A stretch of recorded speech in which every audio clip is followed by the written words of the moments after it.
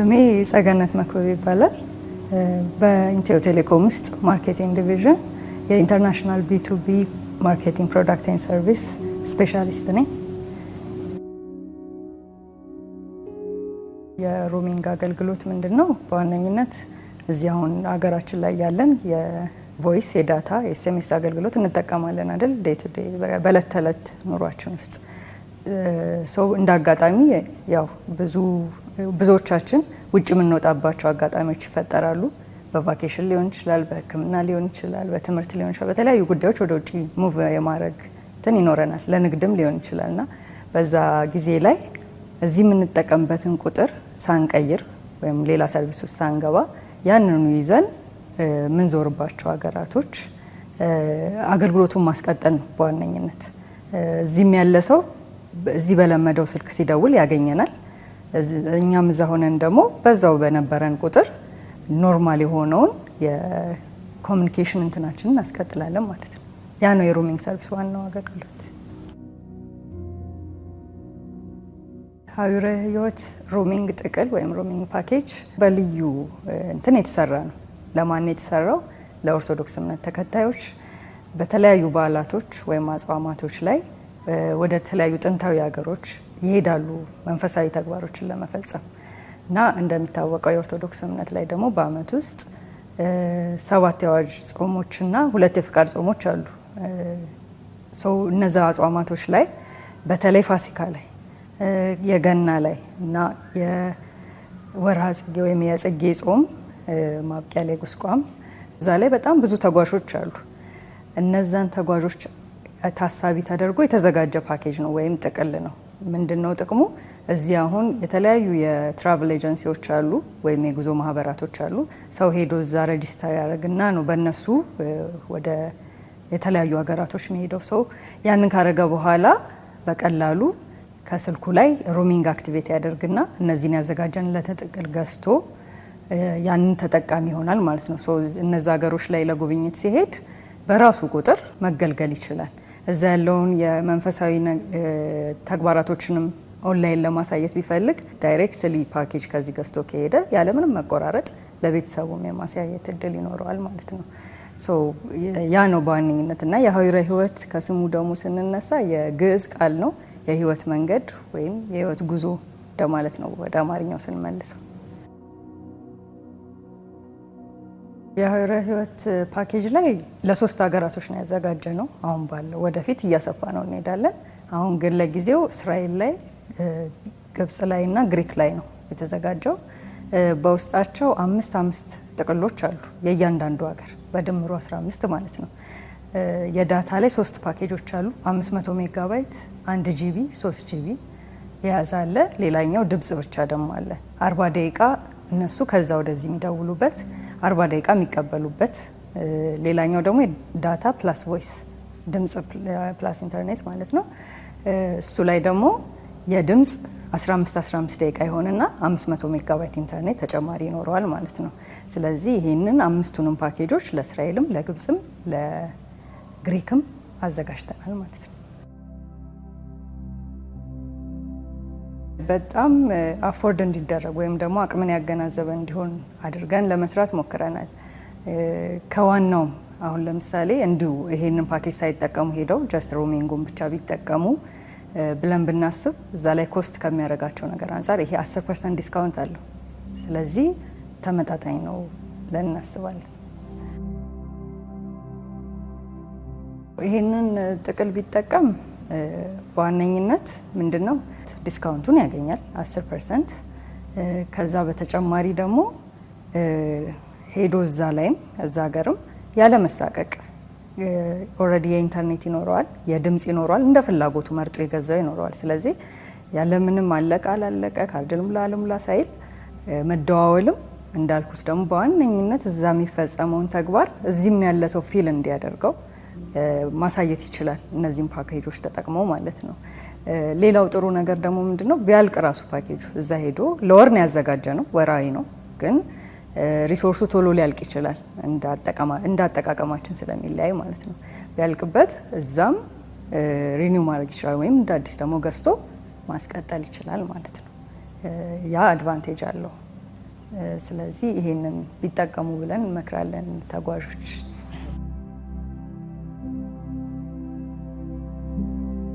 በዋነኝነት ሩሚንግም ስንል አንድ ሰው ሲሄድ ግንኙነቱ ሊቋረጥ ይችላል የሩሚንግ ተጠቃሚ ካልሆነ። ምክንያቱም እዛ ከሄደ በኋላ እዛ ያለውን ነገር በዛ ሀገር አሰራር አስተካክሎ ነው ድጋሚ ግንኙነቱን መቀጠል የሚችለው፣ እሱንም በዳታ ማለት ነው። ግን ሩሚንግ ከተጠቀመ ስፔሻሊ ይሄ የሀዊረ ህይወት በእርግጥ ለስፒሪቹዋል ለሪሊጂየስ ነገር ነው፣ ለመንፈሳዊ አገልግሎት ነው የተዘጋጀው። ሩሚንግን እንዳጠቃላይ አክቲቬት አድርጎ መሄድ አሁን ላልካቸው ለቢዝነስ ሰዎች ለተለያዩ ሰዎች ምንድነው ጥቅሙ? እዚህ ያለውን ኮሚኒኬሽን ያስቀጥለዋል። ኢቭን በቃ አገር ለቆ እንደሄደ እስከማይመስለው ድረስ ማለት ነው። ያ ነው ፖይንቱ፣ ያ ነው ዋንኛውም አገልግሎት ማለት ዋንኛው ዓላማው። የሩሚንግ አገልግሎት በዋነኝነት እንግዲህ ጥቅሙ አንድ ሰው ሲጠቀም ያገኛቸው ቤኔፊቶች ምንድናቸው? እዚህ የነበረውን ኮሚኒኬሽን ከእያንዳንዱ ሰው ጋር ከቤተሰብም ጋር ከስራ ባልደረባም ጋር ከተለያዩ አካላቶች ጋር የነበረውን ነገር ያለምንም መቆራረጥ እዛም ሄዶ ማስቀጠል መቻሉ ነው። ስለዚህ ይሄ ደግሞ ትልቅ አድቫንቴጅ ነው። እዚህም ያለ ሰው ሳይቸገር ያንን ሰው ማግኘት ይችላል። ያም ሰው ደግሞ እዛ ጋር ሄጄ እንደዚህ ስልኬን አስተካክዬ ምን ሳይል እዚህ ካለው ሰው ጋር ስሙዝሊ መገናኘት ይችላል ማለት ነው። ያ ነው ትልቁ ጥቅም። የሀዊረ ህይወት ሩሚንግ ፓኬጅን ለማግኘት የተለያዩ የኢትዮ ቴሌኮም ቻናሎቻችን አሉ። እነሱ ላይ ማግኘት ይቻላል። ኦንላይን ሰው የትም ቦታ ሳልሄድ ነው አገልግሎቱን ማግኘት የምፈልገው ካለ በቴሌብር ሱፐር አፕ እዛ ላይ ገብቶ ባይ ፓኬጅ የሚል አለ ኦር ኤርታይም የሚል አለ። እዛ ውስጥ ይገባና ሀዊረ ህይወት ሩሚንግ ፓኬጅ የሚል አለ። እዛ ላይ ሲገባ የእስራኤልን፣ የግብፅን፣ የግሪክን ያመጣለታል። የተለያዩ አምስት ፓኬጆች የያዙ የሚፈልገውን መርጦ እዛ ላይ ይገዛል ማለት ነው። ኢትዮ ገበታ ላይም ተመሳሳይ ኮከብ 999 መሰላል አድርጎ በመደወል ኢንተርናሽናል ላይ ገብቶ ሩሚንግ የሚል አለ። እዛ ላይ ከገባ በላይ ሀዊረ ህይወት ሩሚንግ ፓኬጅ ውስጥ ገብቶ ተመሳሳይ የሚፈልገውን ፓኬጅ መግዛት ይችላል ማለት ነው። እንደ ሶስተኛ ኦፕሽን ደግሞ ሾፕ በአካል መሄድም ፈልጋለሁ ለሚል ደንበኛ ሾፖቻችን ክፍት ናቸው። ሄዶ አገልግሎቱን እዛ መጠቀም ይችላል። ከዛ ውጪ ደግሞ ከስተመር ሰርቪሶቻችን ኤስኤምኤስ 8994 አለ። ቴሌግራም፣ ኢንስታግራም፣ ሊንክዲን፣ ዩቲዩብ የተለያዩ ሶሻል ሚዲያዎቻችን ላይ ገብቶ ጥያቄውን በማቅረብ በዛም ሊስተናገድ ይችላል። ስለዚህ በፈለገው በሱ ባመቻቸው ደንበኞቻችን ባመቻቸው ቻናሎቻችን ገብተው አገልግሎቱን ማግኘት ይችላሉ ማለት ነው። ኢትዮ ቴሌኮም ለነዚህ ተጓዦች የሀዊረ ህይወት ጥቅል አዘጋጅንላቸው ተጓዦች ያሰቡት ነገር ያቀዱት ነገር በሚያደርጉት ጉዞ ተሳክቶላቸው እንዲመጡ ከልብ ይመኛል። በተጨማሪም ይህን የሀዊረ ህይወት ጥቅል በመጠቀም ከቤተሰቦቻቸው ጋር ያለው ግንኙነት ሳይቋረጥ ጥሩ ጊዜ አሳልፈው እንዲመጡ ኢትዮ ቴሌኮም ከልብ ይመኛል።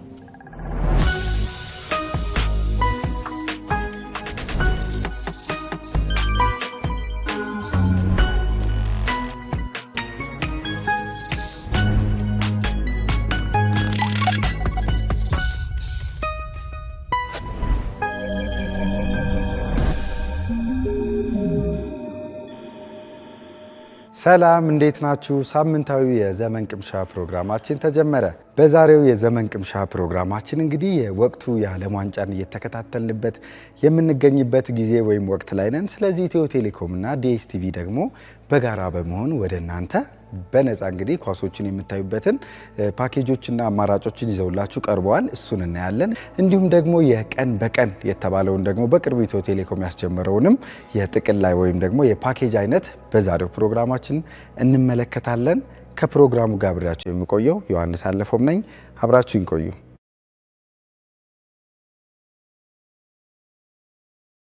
ውድ ተመልካቾቻችን ቀደም ብዬ በመግቢያ ላይ እንደነገርኳችሁ እንግዲህ ወቅቱ የዓለም ዋንጫን ከቤታችን ሆነን የምንከታተልበት ወቅት ነው። ኢትዮ ቴሌኮም ደግሞ ካሻችሁ ቦታ ሆናችሁ እነዚህን ጨዋታዎች ከቤታችሁ መንገድ ላይ ሆናችሁ በቢሮአችሁ የትም ሆናችሁ መከታተል የሚያስችሏችሁን እንግዲህ ጥቅሎች አቅርቦላችኋል። እነዚህ ጥቅሎች እንግዲህ ከነፃ ሜዳና የጎጆ የዲኤስቲቪ ጥቅሎች ጋር አብረው ስለመጡ ኳሶቹን በነፃ መመልከት ትችላላችሁ ማለት ነው።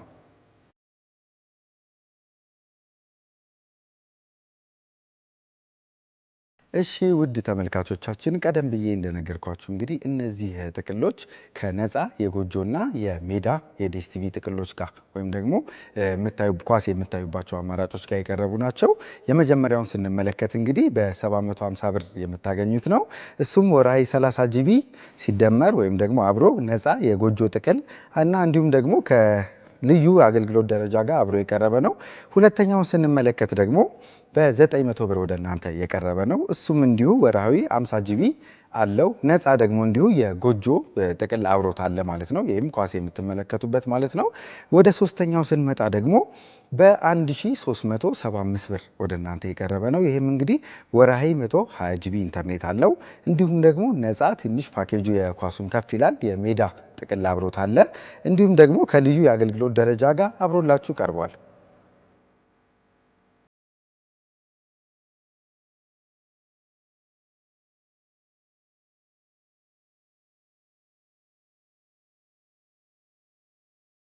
በዛሬው የዘመን ቅምሻ ፕሮግራማችን እንግዲህ ያየን ያለነው የዲኤስቲቪ እንዲሁም ደግሞ ኢትዮ ቴሌኮም በጋራ በመሆን ወደ እናንተ ኳስን የዓለም ዋንጫን በነፃ የምትመለከቱበትን የዲኤስቲቪ ጥቅል አማራጮችን ነው እያየን የምንገኘው።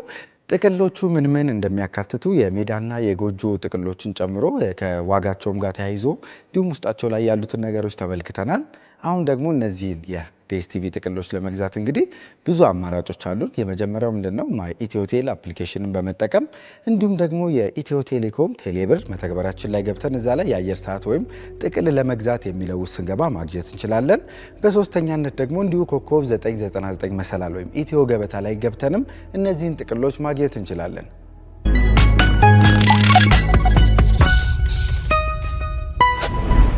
እሺ ውድ ተመልካቾቻችን አሁን ደግሞ የምንመለከተው የቀን በቀን ኢትዮ ቴሌኮም ወደ እናንተ በቅርቡ ያቀረበላችሁን ጥቅል ነው ማለት ነው። ይህ ቀን በቀን ስንል እንግዲህ ብዙ ጥቅሞች አሉት።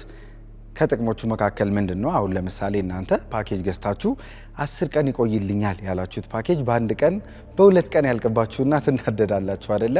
አሁን ግን ኢትዮ ቴሌኮም ይሄን ታሳቢ ያደረገ ራሱ ፓኬጁ እንግዲህ ይቆጥብላችኋል ማለት ነው። ለምሳሌ ለ4 ቀን ብላችሁ ከገዛችሁ በቀን የሆነች ፓኬጅ ይሰጣችሁና ያንኛው ፓኬጅ ሲያልቅ ጠብቆ ደግሞ ለሁለተኛው ቀን አስቀምጦላችሁ ያኛውን ደግሞ ፓኬጅ ለሁለተኛ ቀን፣ ለሶስተኛ ቀን፣ ለአራተኛ ቀን እያደረገ ቀን በቀን ጥቅላችሁ እንድትጠቀሙ የሚያስችላችሁ አገልግሎት ነው።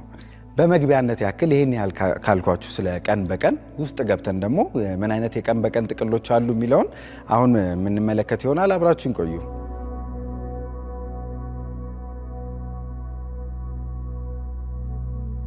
እንግዲህ ዛሬ እያወራን የምንገኘው ወይም ደግሞ የተመለከትን ያለነው የቀን በቀን የኢንተርኔት ጥቅል ነው። ቀደም ብዬ በመግቢያ ላይ እንደነገርኳችሁ። ስለዚህ እዚህ ጋር አሁን የቀን በቀኑ ስንመለከት እንግዲህ 3 አማራጮች እናያለን። የኢትዮ ቴሌኮም ቴሌብር መተግበሪያችን ላይ ወይም ኢትዮቴል አፕሊኬሽን እንዲሁም ኮከብ 999 መሰላል ወይም ኢትዮ ገበታ ላይ በመግባት እነዚህን አማራጮች ማግኘት እንችላለን። ስለዚህ የመጀመሪያው እንግዲህ በ90 ብር የምናገኘው የቀን በቀን ጥቅል ነው። እሱ ምንድነው ለ4 ቀን ይቆይልናል። ስለዚህ ለ4 ቀን ስንል ምንድነው 2.4 ጂቢ ኢንተርኔት በየቀኑ ይሰጠናል። ያኛው 2.4 ኢንተርኔት ጂቢ ካለቀ ደግሞ ትንሽ የፎይታ ጊዜ ይኖረንና ለነገ ደግሞ ቆጥቦ ሌላኛውን 2.4 ጂቢ እያደረገ እስከ 4 ቀን ድረስ ያለ ጭንቀት ምንም አለቀብኝ አላለቀብኝ ሳትሉ መጠቀም ትችላላችሁ ማለት ነው። በሁለተኛነት ወደ እናንተ የቀረበው የቀን በቀን እንግዲህ ጥቅል ስንመለከት በ170 ብር ነው የቀረበላችሁ።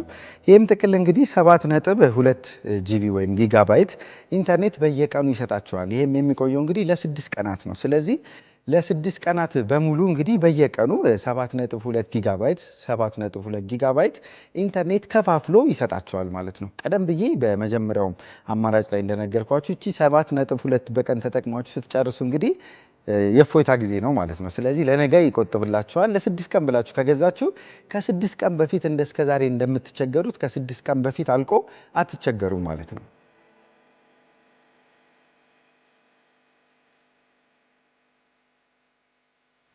በሶስተኛነት ወደ እናንተ የቀረበው እንግዲህ በዚሁ የቀን በቀን ባልነው የኢንተርኔት ጥቅል አማካኝነት ማለት ነው የ850 ብሩ ነው። የ850 ብሩ እንግዲህ የሚቆየው ወይም ቆይታው ቅድም 4 ቀን አይተናል፣ 6 ቀን አይተናል። ይሄ ደግሞ ረዘም ላለ ለ28 ቀን ነው። ስለዚህ 28ቱን ቀን ሙሉ ኢንተርኔታችሁ ሳያልቅ በየቀኑ እየገደበላችሁ ለዛውም በዛ ያለ ነው የሚሰጣችሁ 33.62 ጂቢ ነው የሚሰጣችሁ በየቀኑ ማለት ነው። ስለዚህ እንደፈለጋችሁ 33.2 ጂቢውን ቢያልቅባችሁ እንኳን የነገውን አይነካባችሁም። ነገ ደግሞ ጠብቆ አዲስ 33.6 ጂቢ ኢንተርኔት ይሰጣችኋል ማለት ነው።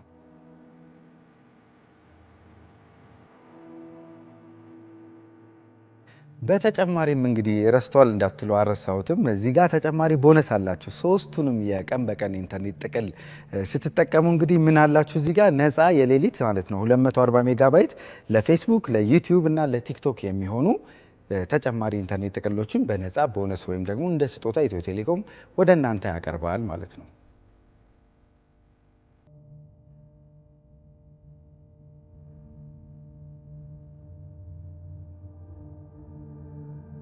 ውድ ተመልካቾቻችን የዛሬው የዘመን ቅምሻ ፕሮግራማችን የተከታተላችሁትን ይመስል ነበረ። የተለያዩ እንግዲህ ጥቅሎችን የኢትዮ ቴሌኮምን አይተናል። በቀጣይ ሳምንት ደግሞ እንዲሁ ከኢትዮ ቴሌኮም ምርትና አገልግሎቶች ጋር የተያዙ ጠቃሚ ምክሮችን፣ ጥቆማዎችን፣ መረጃዎችን ይዤላችሁ ቀርባለሁ። ከፕሮግራሙ ጋር አብሬያችሁ የነበርኩት ዮሐንስ አለፎም ነኝ። እስከ ሳምንት፣ መልካም ሳምንት።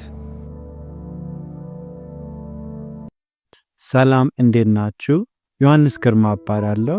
በዛሬ ፕሮግራማችን ላይ የማሳየው በተለይ ሳምሰንግ ስልኮች ኦሪጂናል ሆኑ ፌክ በተወሰነ በጥቂት ደቂቃ ያ ስልክ ሁሉም ሴንሰሮቹ እንደሚሰሩ፣ ካሜራው የፊትና የጀርባው፣ ቫይብሬሽኑ፣ ስፒከሩ፣ ማይክሮፎኑ ሁሉንም ሴንሰር በአጭር ቱቶሪያል እዚህ ቪዲዮ ላይ አሳያችኋለሁ። ቴስት የምታደርጉት ሳምሰንግ ስልክ ላይ ዳይል በትኑን ነክታችሁ ኮከብ መሰላል 0 ኮከብ መሰላልን ትነካላችሁ። እሱን እንዳደረጋችሁ አንድ ነጭ ዲስፕሌይ ይመጣል። ያ ነጭ ዲስፕሌይ እንደመጣ አንድ የምታውቁት ስልኩ ኦሪጂናል እንደሆነ ታውቃላችሁ። ከዛ አልፎ ያ ነጭ ዲስፕሌይ ላይ የተለያዩ ሴንሰሮችን ማየት ጀምራላችሁ። እዛ ላይ የቫይብሬሽኑ፣ የስፒከሩ፣ የፍሮንት ካሜራው፣ የባክ ካሜራው፣ የስክሪኑ ሁሉን ቴስት ማድረግ እዛ ላይ ትችላላችሁ። ያ ነጩ ዲስፕሌይ ከመጣ በኋላ እዛ ላይ እንደምትመለከቱት የተለያየ ሴንሰሮች እዛ ላይ አለ ቴስት ማድረግ የምትችሉት። እኔ ሬኮሜንድ ማደርጋችሁ ከመጀመሪያው እስከ መጨረሻው ሁሉንም እየነካችሁ ሁሉም ሴንሰሮች እንደነ ስፒከሩ፣ ካሜሮቹ፣ የስክሪን ታች ሴንሲቲቪቲው ሁሉን ነገር እዛው ላይ ቴስት አድርጋችሁ ስልኩ ሁሉም ሴንሰሮቹ ይሰራሉ ወይም አይሰሩም የሚለውን እዛው በአጭር ደቂቃ ማግኘት ትችላላችሁ። ሁላችሁም በጣም እንድትጠነቀቁ ፈልጋለሁ። እነዚህን ስልኮች ስትገዙና እነዚህ ፊቸሮች ባይኖሩ የሚሸጥላችሁ ሰዎች የተለያዩ ቃላቶች፣ አባባሎች፣ ንግግሮች ሊጠቀሙ ይችላሉ። ስልኩ እንደዚህ ስለሆነ፣ ስልኩ እንደዛ ስለሆነ እባካችሁ እሱን እንዳታምኑት። እነዚህ ሴቲንጎች እዛው ስልኩ ላይ ከሌሉ አንድ ስልኩም ኦሪጂናል አይደለም።